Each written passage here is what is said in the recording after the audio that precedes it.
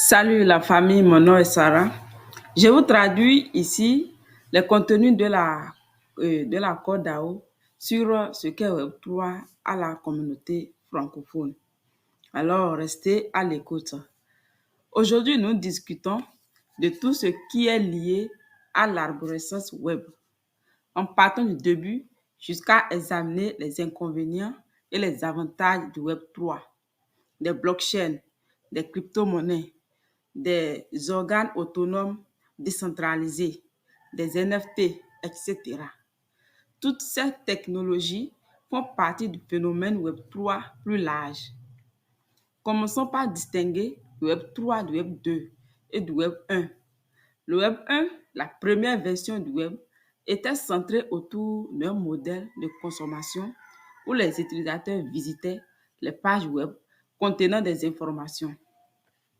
Le Web 2, que la plupart d'entre nous connaissons aujourd'hui, était interactif, participatif, avec des forums, des sessions de commentaires, des réseaux sociaux, etc. Maintenant, le Web 3, à un niveau élevé, est une évolution de l'Internet, centrée sur l'utilisateur, décentralisée, visant à autonomiser les individus et à remodeler notre interaction en ligne. Il se distingue par la décentralisation, la blockchain, les contrats intelligents et les dApps, ainsi que la souveraineté des données. La décentralisation dans le Web3 utilise une approche distribuée, éliminant le besoin d'une autorité centrale. Les blockchains rendent la décentralisation possible grâce à des registres distribués immuables. Les contrats intelligents et les dApps sont des accords numériques exécutés automatiquement, créant des applications utiles fonctionnant sur un réseau décentralisé.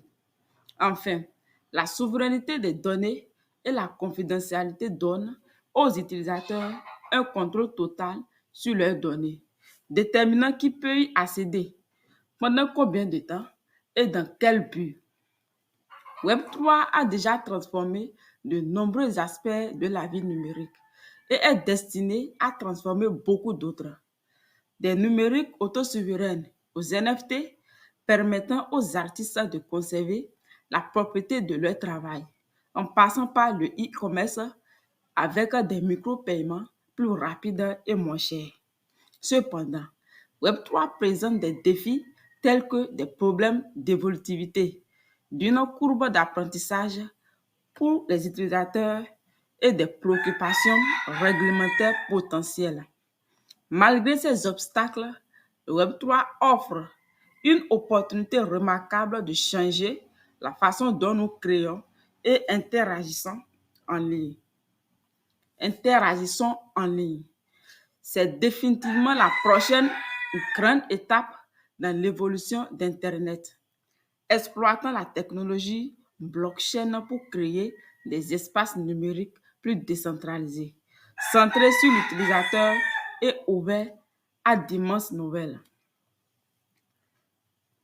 Restez à l'écoute pour la prochaine leçon sur le Web3 et la technologie blockchain. Si cela t'a aidé, partage, like et abonne-toi. Merci pour l'écoute et